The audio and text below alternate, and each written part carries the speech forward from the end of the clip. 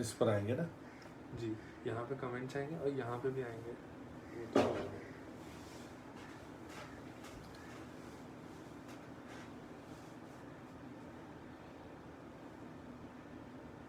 And live video. तो sir and करने के लिए अच्छा, उसके लिए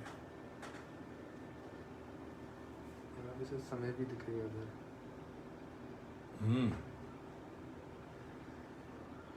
5 मिनट पहले शुरू हो गया। ठीक है, उस हिसाब से हमारा मीटर ठीक रहेगा।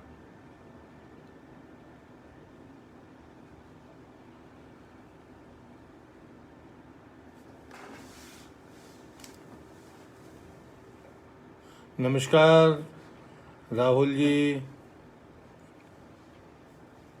भरत राजपूत जी, गजेंद्र सिंह जी, शैलेंद्र जी, सीमा जी नमस्कार, कमलेश जी, राम जी भाई,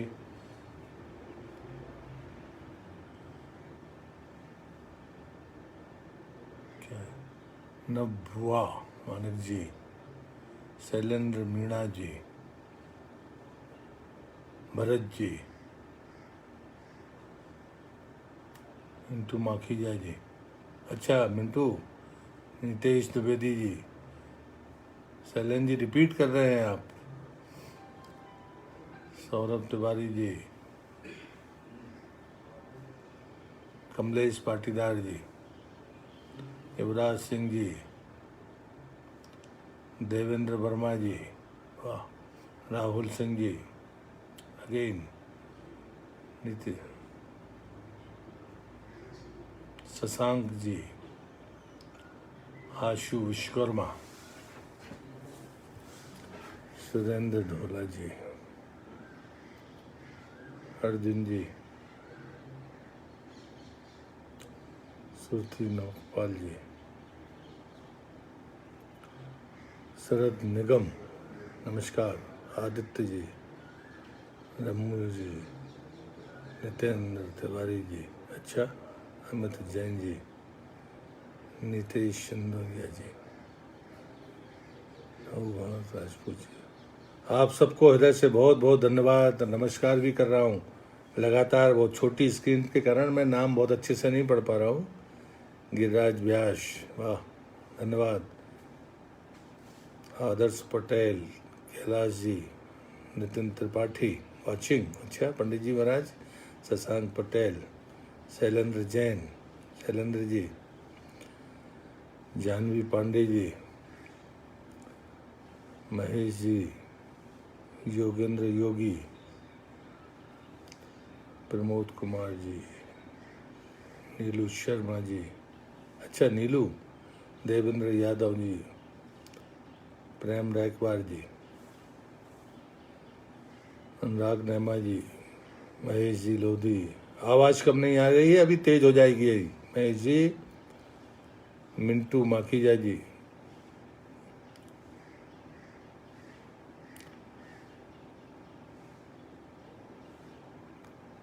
विवेक जी नरवरिया, उमेश सिंह जी लोधी, मनीष जी यादव, प्रमोद जी उइके, लोकेश मिश्रा, वो कह रहे आवाज़ कम आ रही, हम धीरे बोल रहे होंगे इसलिए ना।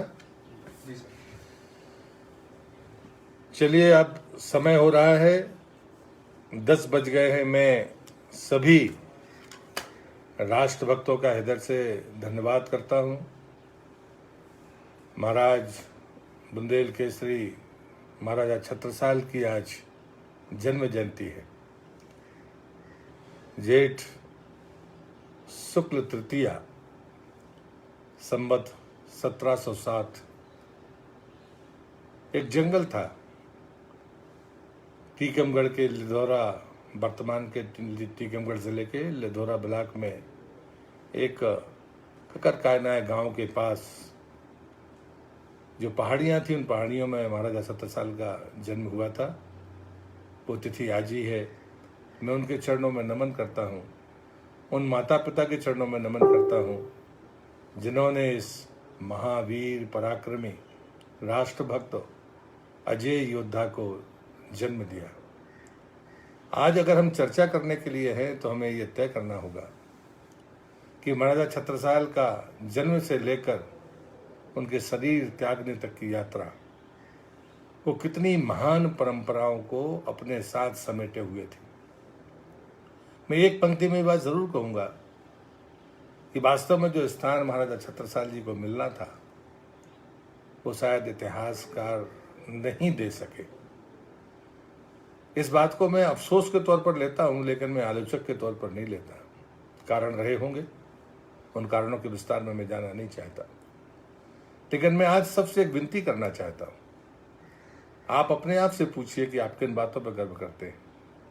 आपको अपनी जन्मभूमि पर गर्व होता है, मुझे भी अपनी जन्मभूमि पर गर्व है। मैं नरसिंहपुर जिले में पैदा हुआ हूँ, उस पर गर्व करता हूँ। अपने माता पिता, अपने पुरखों के प्रति मैं अपना आदर और गर्व का भाव रखता हूँ। सभी रखते हैं, लेकिन वो बिरले होते हैं, शताब्दियों में वो लोग पैदा होते हैं जिन पर मातृभूमि गर्व करती है। हम अपनी मातृभूमि पर गर्व करते हैं, लेकिन महाराजा छत्रसाल के पर बुंदेलखंड की मट्टी गर्व करती है। हम अपने पूर्वजों पर गर्व करते हैं, अपने आने वाले बच्चों पर गर्व करने के बारे में विचार करते हैं, लेकिन वो ऐसे महापुरुष थे जिन पर आने वाली पीढ़ियां गर्व करती रहेंगी। समय गुजरता है, चलता रहता है, लेकिन उसके बावजूद भी स्मृतियां कहीं धूमिल पड़ती हैं, कहीं धूमिल कर दी जाती हैं। लेकिन बीच में भी लोग पैदा होते हैं, उनका हमें स्मरण करना होगा। मैं महाराजा छत्रसाल के जीवन में के कुछ अंशों को छूऊंगा। मैं एक बात अब सोचता हूं कि व्यक्ति जंगल में पैदा हुआ। जब वो पैदा हुए तो उनके माता पिता संघर्ष कर रहे थे। उनने यातना झेली थी गद्दारी की। लोगों ने उनके साथ जो गद्दारी की, धोखा किया, लेकिन वो मुगलों से लड़ते रहे। इसी बीच इस महापुरुष का जन्म होता है। 12 साल की उम्र में वो अपने माता पिता को खो देते हैं। तो मैं यही मानूंगा कि शायद इतिहास इसलिए लिखता है। मैं आप सब लोगों से ये भी विनती करता हूं कि विपरीत परिस्थितियां जीवन में आती हैं, लेकिन विपरीत परिस्थितियों से कैसे निपटा जाए और उस निपटने के तौर तरीके ही इतिहास में अपना स्थान प्राप्त करते हैं। मित्रों, उस महापुरुष ने पहली लड़ाई जब लड़ी तो वो औरंगजेब के लिए लड़ी। बीजापुर के युद्ध में उनकी जो वीरता थी वो न सिर्फ बुंदेलखंड में बल्कि शिवाजी महाराज तक पहुंची। लेकिन उनके साथ में जो छल कपट हुआ, उसके बाद शिवाजी महाराज से उनने भेंट की, और भेंट करने के बाद में इस बात का फैसला हुआ। शिवाजी महाराज ने कहा कि आप तो महावीर हैं, आपको एक स्वतंत्र राज्य की स्थापना करनी चाहिए, लेकिन जिसके पास में जमीन ना हो, जिसके पास सेना ना हो, राज कैसे बनाएगा। इसका विचार किए बगैर वो अपनी धरती पर वापस आते हैं, अपने गांव में वापस आते हैं। उनके पुराने बचपन के सहयोगी महाबली जी उनको कुछ जमीन देते हैं जो उनकी पैतृक जमीन थी। उसके आधार पर 5 घुड़सवारों के साथ एक सेना का एक दस्ता तैयार होता है।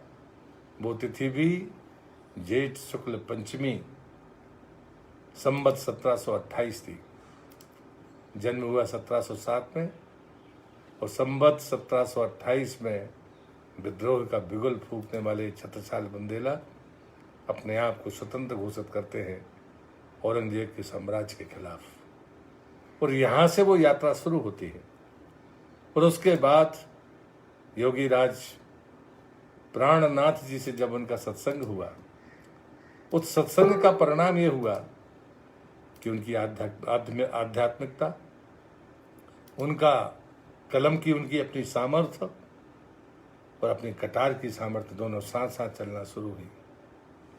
और इसलिए तब कहा गया कि जब उनका राज्य बढ़ता गया, मैंने उनको अजय कहा है, जीवन में उनने 52 लड़ाइयाँ लड़ी, लेकिन वो एक भी लड़ाई में हारे नहीं, वो जीतते रहे।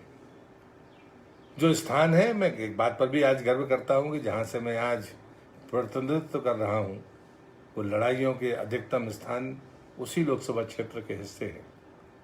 इटावा और खिमलासा छोड़ दें तो रानगिर, रेली, गढ़ाकोटा, साहगढ़, धामोनी, रामगढ़, बासाकला और मड़िया देव, यहाँ पर उन्होंने मुगलों से मोर्चा लिया और विजय हासिल की। मैं ये बात इसलिए कह रहा हूं कि इतनी लगातार संघर्ष के बावजूद भी बिना थके उनने अपने राज्य का विस्तार किया। अनेक कवियों ने लिखा, कवि भूषण ने तो बहुत कुछ महाराजा छत्रसाल पर लिखा है। उनने कहा, उनकी सीमा के बारे में कहा जाता है, इत यमुना उत नर्मदा इत चंबल उत टोंस। मुझे लगता है कि ये सीमा तय करने के लिए जो कवियों ने उनकी व्याख्या की है, और आगे लिखते हैं कि 70 साल सो लड़न को रही न काहू मोच, पूरी जिंदगी युद्ध चलता रहा और भारत माता के सपूत ने अजय होकर अपने जीवन के अंतिम क्षणों में शरीर को त्यागा। मित्रों, जो सबसे अहम बात है वो ये है कि उनने कभी भी, उनको राज्य मिला नहीं था, उन्हें राज्य बनाया। परिवार भर के लोगों के लिए, समाज के उन लोगों को जो बहुत, जिनको सेवादार कहा जाता था या सहयोगी, गांव के सहयोगी कहा जाता था, ऐसे 72 उनके सफल सालानों के साथ उनने अपने इस पूरे अभियान को पूरा किया। अंतिम समय में जब बाजीराव पेशवा से उनने मदद मांगी थी, बाजीराव पेशवा ऐसा नाम है जो युद्ध कला में, जिसको दुनिया के अनेक देशों में पढ़ाया जाता है, उस महान बाजीराव पेशवा ने भी छत्रसाल की वीरता को प्रारंभ से ही जाना था। मैंने शिवाजी महाराज का जिक्र किया है। लेकिन मित्रों, इतने तमाम सफलताओं के बावजूद भी आध्यात्मिकता थी, लेखनी थी, वीरता थी, युद्ध लड़ने का कौशल था, लगातार अजय रहने की सामर्थ्य थी। योगीराज प्राणनाथ जी के साथ उनका जो आध्यात्मिक सत्संग था, वो उनको अपनी आध्यात्मिकता को चरम तक पहुंचाया करता था। और उन्हीं योगीराज प्राणनाथ जी की प्रेरणा से, उनके निर्देशन से संवत 1744 में 37 वर्ष की आयु में पन्ना में जब उन्हें राजधानी बनाया तो वहां उनका राज्याभिषेक भी हुआ। ये तिथियां याद करने योग्य तिथियां हैं। लेकिन मित्रों, जो इस बात का मुझे अफसोस होता है कि जो स्थान महाराजा छत्रसाल को इतिहास में मिलना था, शायद वो नहीं मिला। दिल्ली में छत्रसाल स्टेडियम है, उस पर भी एक समय कार्यक्रम हुआ था प्राणनाथ जी के निमित्त, तब मुझे पहली बार वहां जाने का मौका मिला था। लेकिन इससे हम संतुष्ट नहीं हो सकते हैं, क्योंकि जिन बातों से पीढ़ियां प्रेरणा ले सकती थी, शायद वो चीजें सामने नहीं आई। और इसलिए इस बीच में एक बहुत अच्छा काम, एक बहुत प्रेरणास्पद काम हुआ है, वो मऊसानिया में हुआ है। मित्रों, अगर शायद लोगों को भरोसा नहीं होगा कि आज वो यहाँ पर हमारे बीच में, उनका कार्य क्षेत्र नहीं है, उत्तर पूर्व उनका कार्य क्षेत्र है। संघ के एक स्वयंसेवक, हम संगठन मंत्री कहते हैं, पवन जी को इस अवसर पर मैं धन्यवाद देने से या आभार व्यक्त करने से अपने आप को रोक नहीं पा रहा हूँ। संघ के स्वयंसेवक और पूर्ण का प्रचारक ऐसी परंपराओं से दूर रहते हैं। लेकिन मेरे कहने का आशय सिर्फ इतना है कि स्मृतियों को फिर से पुनर्स्थापित करना, उनको पुनर्जीवित करना, लोक रंजन के लिए नहीं, लोक जन आंदोलन के बनाकर उसको फिर से पुनः प्रतिष्ठित कर देना, ये बड़ी सफलता है। ये इतना बड़ा काम है जिससे आने वाली पीढ़ी को समझना चाहिए, जिनके पास में धन का अहंकार है, जिनके पास पदों का अहंकार है, जो अहम को त्याग नहीं पाते, उनके लिए महान मॉडल होगा। और मैं मानता हूं कि जिस प्रकार महाराजा छत्रसाल ने आम लोगों को, जब राज सत्ताओं ने उनका सहयोग नहीं किया, दतिया महाराज ने उनका अभिनंदन किया लेकिन ना लड़ने की सलाह दी औरंगजेब से, ओरछा के महाराज ने उनका अभिनंदन किया, अभिषेक किया, लेकिन मदद देने से इनकार कर दिया, सगे बड़े भाई ने भी युद्ध में जाने से मना कर दिया, तब उन्हें चंद लोगों को समेट कर वो सेना बनाकर पूरी जिंदगी विजय यात्रा को पूरा किया।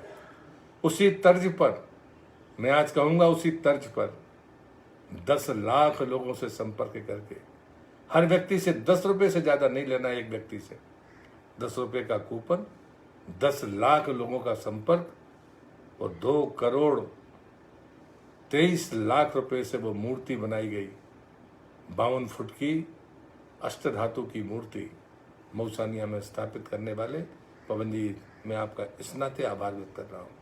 पवन जी के साथ में और भी सहयोगी होंगे, ज्ञात अज्ञात, जिनका मैं नाम नहीं ले पा रहा हूँ। मैं उनके प्रति भी अपने तरफ से आभार व्यक्त करता हूँ। मैं उस पुण्य क्षण पर वहाँ उपस्थित था जब उस मूर्ति का लोकार्पण करने के लिए परम पूज्य सरसंघ चालक डॉक्टर मोहन भागवत जी वहाँ पर पधारे थे।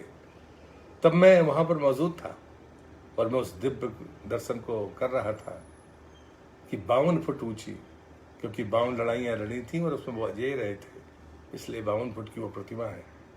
मौसानिया तीर्थ है, उनकी कर्म स्थली है। पास में वहाँ वो सरोवर भी है जहाँ पर उन्होंने अपना देह त्यागा था। लेकिन इतिहास हो, पर्यटन के केंद्र हो, उस दृष्टि से अभी तक वो स्थान नहीं बन पाया था। लेकिन जो कर दिया गया है वो अपने आप में वास्तव में पर्यटन के लायक है। मैं आज देश का पर्यटन मंत्री और संस्कृति मंत्री हूँ। मैं बुंदेलखंड की जनता को, जो लोग मुझे सुन रहे हैं, उन्हें आश्वस्त करता हूँ, हम सबकी कोशिश होनी चाहिए। सरकार के नाते मैं भी इस बात की घोषणा करता हूँ कि छत्रसाल जी को जो स्थान इतिहास नहीं दे सका, शायद ये पीढ़ी हम सब मिलकर महाराजा छत्रसाल को उनको वही स्थान ने जो जिस बात के वो वास्तव में पात्र थे। और इसलिए मैं उन तमाम सहयोगियों का धन्यवाद करता हूँ कि 3 साल के अल्प समय में आपने फिर से महाराजा छत्रसाल की प्रतिष्ठा को पुनर्स्थापित करने का काम किया है। अब ज़रूरत है कि लोग वहाँ जाएं, देखें और उसके बाद उनसे प्रेरणा लेकर हम उस अजेय रास्ते पर चलें भारत माता जिस बात की अपेक्षा करती है। हमारे देश का नेतृत्व एक ऐसे त्यागी और तपस्वी व्यक्तित्व के धनी प्रधानमंत्री नरेंद्र भाई मोदी के नेतृत्व में इस देश को अपनी प्रतिष्ठा को आसमान में पहुंचाने की तरफ अग्रसर है। और मुझे लगता है कि ये समय है जहां पर उन पुरुषार्थियों का जो इतिहास में अपने पुरुषार्थ की दम पर अपना स्थान बनाते रहे, उन तमाम लोगों को हम नमन करें, वंदन करें। ये तिथि हमारा वो विक्रम संवत, उस आधार पर आज महाराजा छत्रसाल की हम जयंती मानते हैं, उनकी जन्म जयंती मानते हैं। अगर हम सन की बात करेंगे तो आज से लगभग ये 371वीं जयंती है। मेरे क्षेत्र में मैं एक स्थान पर गया था, बक्सवाल के पास, वहाँ कृष्ण भगवान का स्थान, उसे गुरुद्वारा कहा जाता है कृष्ण भगवान का स्थान। जंगल में बना हुआ वो दिव्य स्थान ऐसा बनाना है जैसे किला बना है, बुर्ज बनी है, मार बनी है, दरवाजे पर इसके भीतर कोई घुसने के लिए इतना सुरक्षित जंगल में स्थान बनाने वाले महाराजा छत्रसाल, मैंने पहले ही आपसे कहा है, वीर छत्रसाल थे, कलम के धनी छत्रसाल थे, आध्यात्मिक व्यक्ति छत्रसाल थे। अगर उन्हें गुरु शिष्य परंपरा को जो स्थान दिया, और उसका परिणाम है कि आज प्रणामी संप्रदाय के लोग जो जयकारा लगाते हैं, उसमें प्राणनाथ प्रभु का भी जयकारा तो लगता ही है, शुरुआत वहाँ से होती है, और उसके बाद उसमें छत्रसाल जी का भी जयकारा लगता है। हमने वीरता के लिए भी उनके जयकारे लगाए, उनकी आध्यात्मिकता के लिए भी जयकारे लग रहे हैं। और मुझे लगता है ऐसे कलम और कटार के धनी, इस समन्वय के प्रतीक बुंदेलखंड के मसीहा महाराजा छत्रसाल के चरणों में मैं नमन करता हूँ। मैं एक दिन और उनका स्मरण कर रहा था, उनकी पीढ़ी के विस्तार में मैं जाना नहीं चाहता। उन्होंने अनेक लड़ाइयों में जो परिस्थितियाँ इस देश के सामने रखी हैं, वो सीखने के लायक है कि विपरीत परिस्थितियों के बावजूद भी, साधनों के अभाव के बावजूद भी, हम कितनी भी अन्यायी ताकतवर सत्ता से लड़ सकते हैं और उस पर विजय प्राप्त कर सकते हैं। शर्त है कि हम स्वयं संयमित रहें, स्वयं संतोषी हों, स्वयं सामर्थ्य के लिए अपने भीतर आध्यात्मिकता की सामर्थ्य को पैदा करें। हम उस आध्यात्मिक सामर्थ्य के सामने घुटने टेकें और दुश्मनों के सामने सिर उठाकर लड़ने के लिए तत्पर रहें। हम मृत्यु के भय के बगैर हम अपने जन्मभूमि के यश के लिए जीवन जिए तो निश्चित रूप से हम महाराजा छत्रसाल के सही अनुयायी होंगे, उनके प्रति सही श्रद्धांजलि होगी। आज मैं फिर से महाराजा छत्रसाल के चरणों में नमन करता हूँ, श्रद्धांजलि अर्पित करता हूँ, आने वाली अपनी पीढ़ी से विनती करता हूँ, बुंदेलखंड के इस महापुरुष के आचरण से प्रेरणा लेकर हम अपने जीवन का मार्ग प्रशस्त करें। मैं उन तमाम लोगों का जो पवन जी उनके सहयोगी हैं जिनने फिर से महाराजा छत्रसाल की प्रतिमा को स्थापित किया, उनके प्रति आभार व्यक्त करते हुए मैं अपनी बात को यहाँ समाप्त करता हूँ। सभी को बहुत बहुत नमस्कार। भारत माता की जय।